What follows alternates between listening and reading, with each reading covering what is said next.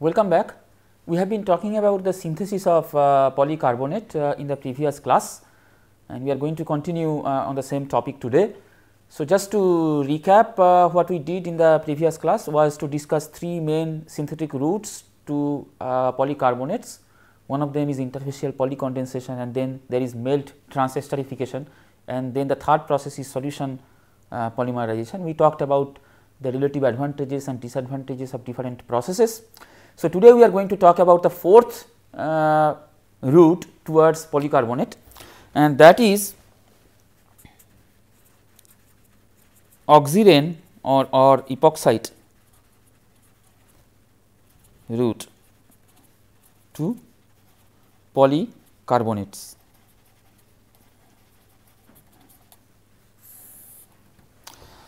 So, basically this is an alternating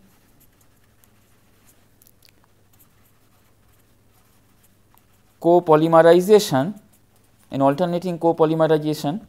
of an epoxide or an oxygen, the same thing basically, of oxygen with carbon dioxide.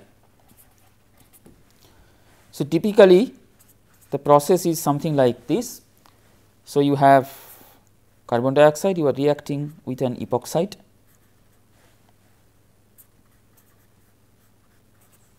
Now, I am not showing the other two bonds, they are basically hydrogens. Okay. There is one hydrogen here, one hydrogen here. So, this is your oxygen or epoxide. We have talked about epoxy resins before. So, this linkage we talked about before. So, the product will be something like this.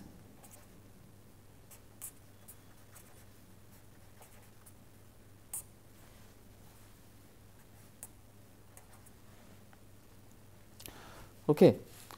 So, this is your polycarbonate,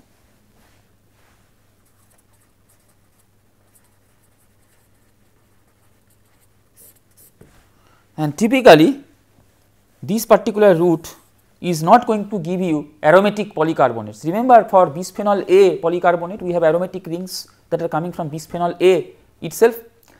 Now, this particular process is for aliphatic polycarbonates. As you can see, R and R prime, they actually denote your aliphatic units. So, alternating copolymerization, you are reacting oxygen with carbon dioxide, and they will introduce themselves alternatingly, carbon dioxide, then oxygen, carbon dioxide, then oxygen, like that, and you have this polycarbonate that is produced. Now, this process has advantages over the other industrial processes that we have talked about of preparation of polycarbonates. How? The BPA, the bisphenol A polycarbonates that are prepared, they are basically step growth mechanisms that you are applying. So, this particular process is a chain growth process. This is a chain growth process. So, when you talked about this bisphenol A polycarbonate preparations, those processes were step growth processes. So, typically for a chain growth process, as we have discussed before, that in theory the monomer conversion does not need to approach unity in order to obtain high molecular weight polymer. So, this means that in the first phases of the reaction itself you already start to get higher molecular weight, typical of your chain growth polymers. Typically in your step growth polymers you need to go to very high conversion in order for your high molecular weight polymer to be produced. I mean, other than your typical interfacial polycondensations, where we have argued before that in interfacial polycondensations you will have high molecular weight quite early in the reaction, but typically in your step growth polymerization, say if you are looking at melt polycondensation or solution polymerization route towards polycarbonates, then your molecular weight will develop slowly. But in this case the molecular weight develops quite fast, and your monomer conversion does not need to be close to 100%, and still you will get high molecular weight product. And also this monomer carbon dioxide is readily available, and this is cheap, and this is not flammable, non-flammable. So, this process also then avoids hazardous fusion. However, the nature of this particular process, so typically here if you are looking at this unit here, so you basically have a C2 bridge, 2 carbons here. Now, and this is an aliphatic C2 bridge. So, the nature of the copolymerization, the way you are doing this copolymerization, it limits the type of backbone that you are going to get, the type of backbone to an aliphatic C2 bridge. So, basically then you get polycarbonates which have aliphatic backbone. Now, what is the importance of considering this particular point as a disadvantage for this route? I am telling you that this is a disadvantage, that you have an aliphatic backbone. That is because if you compare this with the polycarbonates that are prepared from bisphenol A, which have aromatic backbone. I told you before that when you have aromatic backbone, typically that gives you rigidity into the system, because these are rigid units. So, that means it gives you higher stiffness, and when it gives you higher stiffness, it gives you higher glass transition temperature, because glass transition temperature is a temperature beyond which your all the chains, a large portion of the polymer chain, they start to have motions, and those motions are basically not there at a temperature which is lower than glass transition temperature. So, above that temperature then you start to lose the properties like your mechanical strength, your stiffness, those properties you tend to lose. So, typically if your glass transition temperature is higher for a material, then your properties can be maintained up to that much high temperature, which is an advantage. So, if you have an aromatic ring, because of the rigidity of the system, basically your properties can be maintained up to a higher temperature, that is because the glass transition temperature becomes higher. And also if you have aromatic rings in the system, that gives, if you compare with the aliphatic rings, that gives you a higher impact strength of the material. And also we told about the heat resistance, because that is another way of saying that the the preservation of properties that perseveres up to a higher temperature, that means the heat resistance is quite higher if you have a higher Tg or the glass transition temperature. And also if you have these bisphenol A based polycarbonates, they have typically very good transparency, because they are amorphous materials and they have good transparency. So, we will come to this after, but let us talk about the epoxide route in somewhat more detail. We now already know then this process has a disadvantage, that you have an aliphatic backbone rather than an aromatic one. So, the glass transition temperature will be lower, the properties will be preserved up to a lower temperature if you compare with respect to the corresponding aromatic backbone based polycarbonates, for example BPA, bisphenol A polycarbonates. And secondly, the mechanical strength also should be lower, because instead of an aromatic rigid unit, you are having these aliphatic units. So, this particular reaction, this oxygen route, this was first attempted way back in 1968, and that reaction was done with an equimolar mixture, of diethyl zinc and water. So, diethyl zinc and water, this equimolar mixture was used as a catalyst, okay. And so you have two reactants, one is carbon dioxide, one is an epoxide, and this epoxide that was used, basically that epoxide was propylene oxide.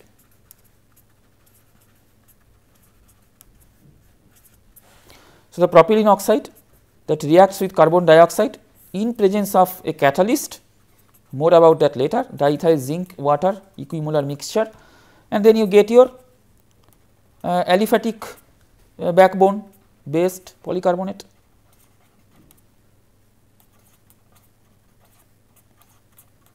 So, this is your polycarbonate that you will get, and typically these reactions they are done at a high pressure. In this case the pressure was 50 atmosphere. Reaction was of course at room temperature, I mean in this case not high temperature, room temperature, and it was done for 1 day. These are some experimental details, just I thought might be useful for you. And of course, after the reaction is over, the characterization involves checking infrared spectrum, and when you check by infrared, what you observe is that there is a strong carbonyl peak that corresponds to the carbonate, and the product contains almost equimolar quantity of both this component as well as this component, which confirms this is an alternating copolymer, and the molecular weight was somewhat around 50,000 to 150,000. Now, the catalysts that you are using here, they typically will have one common principle going for them, and that is that contains a mixture, the catalyst contains a mixture of diethyl zinc and a compound which contains containing at least 2 active hydrogens. So, if you have water, you could use water, it has 2 active hydrogens. You could use an amine in combination with diethyl zinc, or you could use this kind of phenols, resorcinol, so on and so forth. Now, this alternating copolymerization is considered to proceed via alternating repetition of addition of carbon dioxide and epoxide to the active terminal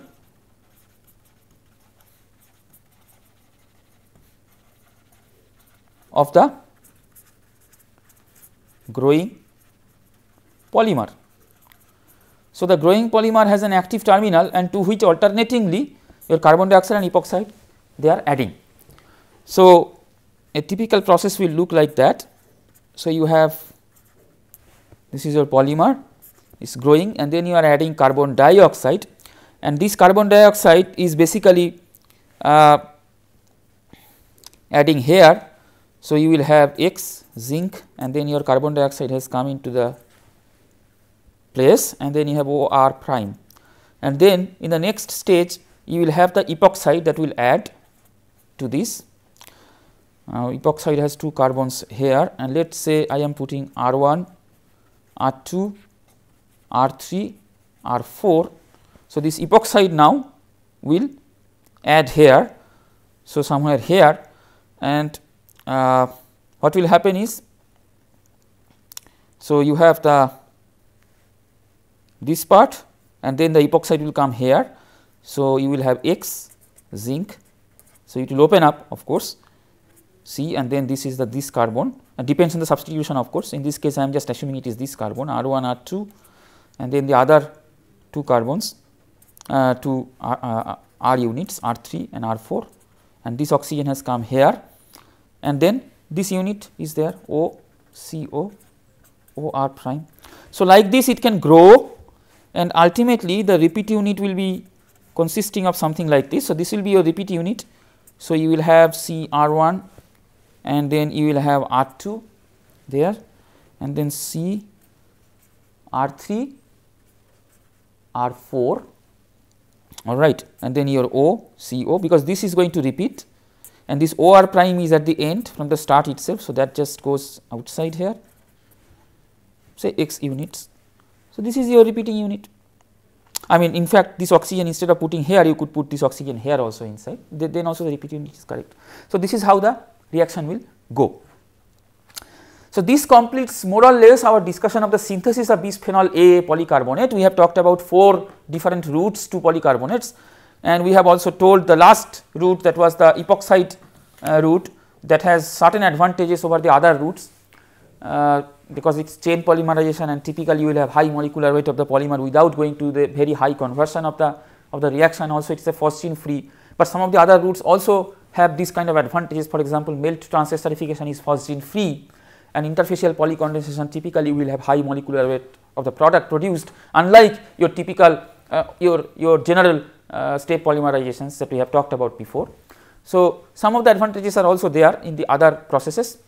Now, a big disadvantage of epoxide route is that it only entertains aliphatic backbones, and if you have aliphatic backbones, typically you will lose rigidity of the material, and you will also lose the heat resistance. And as I told, that the significance of heat resistance lies in the fact that higher heat resistance typically will mean it has a higher glass transition temperature. So, the properties can be preserved up to a higher temperature, and that is something that is true for bisphenol A based polycarbonates, because they have all these aromatic units that are in the repeat structure. Okay. So, now that we have finished discussing the synthesis part, it is time to talk about the structure property relationship in somewhat detail for these polycarbonates. Now, if you remember, just a while back we were talking about some favorable properties of polycarbonates. So, we talked about if you have aromatic rings inside, you have high heat resistance, you have high impact strength, you have high transparency. So, these trioka of properties, they are very important for polycarbonates.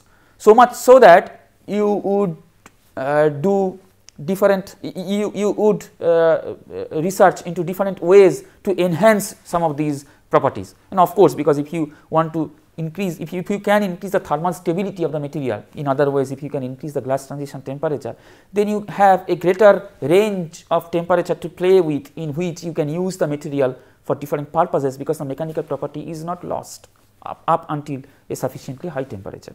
So, we will talk about those things now. So, bisphenol A polycarbonate, it is an engineering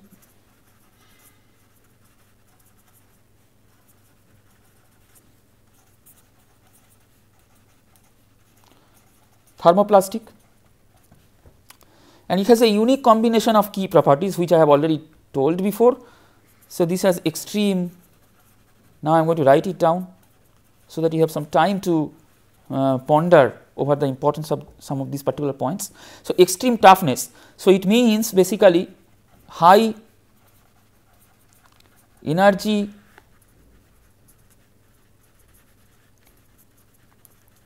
absorption capacity during impact, and also relatively high temperature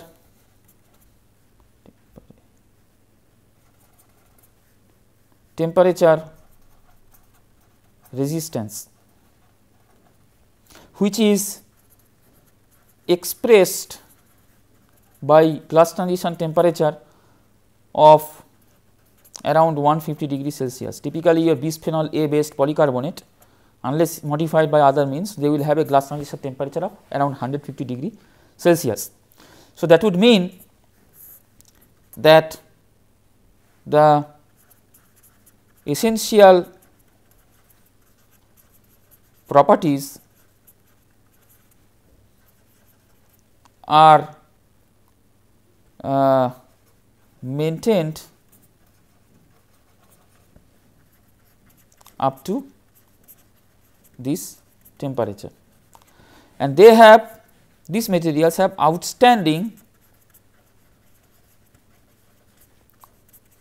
transparency, because they are typically amorphous materials and they are optically homogeneous to visible light.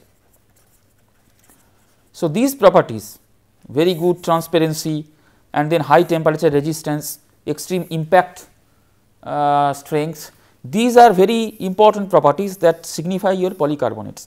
So, some of these properties may be compromised when you go to aliphatic backbone, which is a big disadvantage for your epoxide route towards polycarbonates.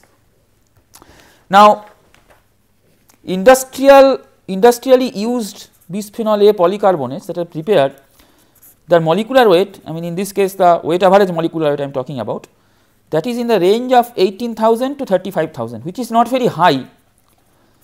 So, the degree of polymerization is relatively low and the number of repeating units in commercial products will be around 70 to 140. So, this is I mean average number of repeat units in the commercial polycarbonates, bisphenol A based polycarbonates. Now this number of repeat units, although it is not very high, it is good enough to have extraordinary toughness for the material and high heat resistance of the material. And the toughness, if you are looking at the toughness of this material or the high impact strength of the material, high impact strength of the material, so they are considerably higher. So, this is considerably the impact strength of this material considerably higher than other amorphous single phase thermoplastics.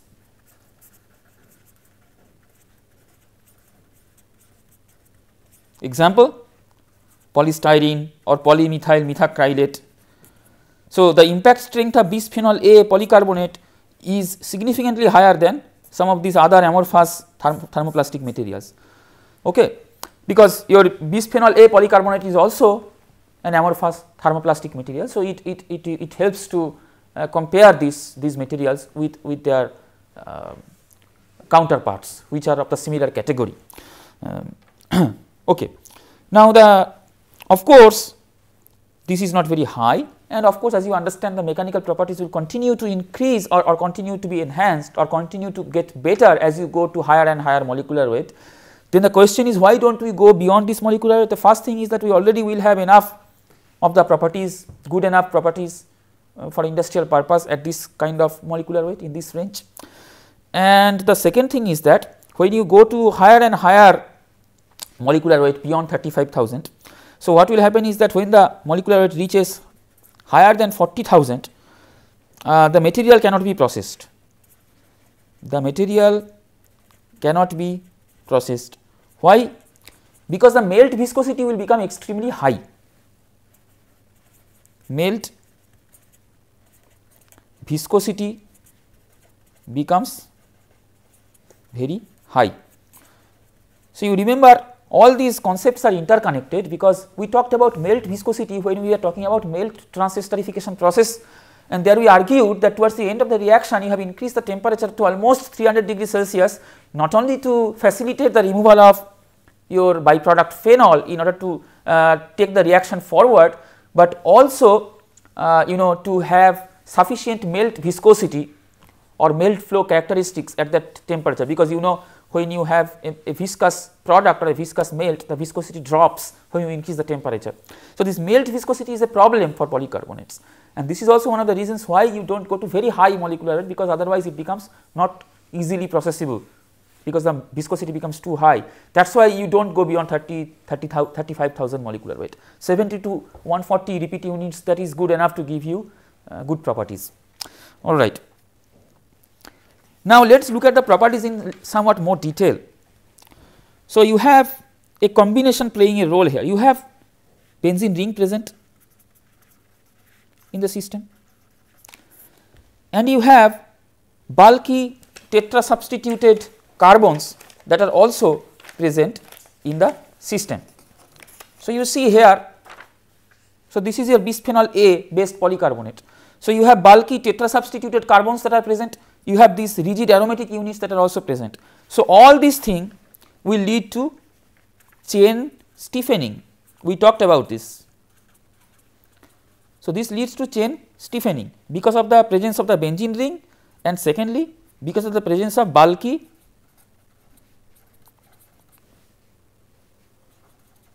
tetra substituted carbon in the backbone. So, you will have high Tg. So, you will have a good combination of properties over a considerable temperature range, typically from 15 to 130, 135 degrees Celsius, close to your glass transition temperature. So, the properties are preserved. All right. So, one more thing you need to keep in mind is that this, let me draw the bisphenol A carbonate for my convenience, so that I do not need to go back to the old script time and again to explain to you different properties related to the structure. Okay. So, this is your bisphenol A polycarbonate, bisphenol A carbonate, bisphenol A polycarbonate. Now, we already explained why it will have high Tg, and this is the range of temperature in which the property is preserved. One more thing I would like to tell you here is that this carbonate, of course, this carbonate can be hydrolyzed. This is an ester group, but compared to typical polyester materials, these are shielded from hydrolysis somewhat more. I mean, these are more resistant to hydrolysis, and that is because, you know, these carbonate groups, they are basically shielded by these hydrophobic aromatic units on both sides. So, they are less accessible to water for hydrolysis. So, if you compare with a typical polyesters, these are more resistant to hydrolysis. This is important to keep in mind. And your BPAPC or bisphenol A polycarbonate resins, and that this is the reason why your bisphenol A polycarbonate resins will show some resistance to dilute mineral acids, which can hydrolyze your ester group. Okay. Now, the question, the $1 million question is, how do we improve the properties of bisphenol A polycarbonate? So, this is your basic polycarbonate structure. We are going to only discuss bisphenol A based polycarbonate now, because A, it is the most industrially prevalent polycarbonate, and B, it has all the good properties, combination of properties over a good range of temperature. So, the question then is, how do we improve the properties of these materials? So, first thing that comes to mind is that we would like to raise the temperature resistance, which means we would like to raise the glass transition temperature. So, that would mean that over a higher range of temperature, your thermal your properties will be preserved, but also we need to keep in mind that your material should have good impact strength and transparency in this new situation. So, we will talk about some of these things in more detail in the next class, in continuation of our discussion of the structure property relationship in an intimate way as far as the polycarbonates are concerned. So, today we will stop then, and till the next class, thank you and goodbye.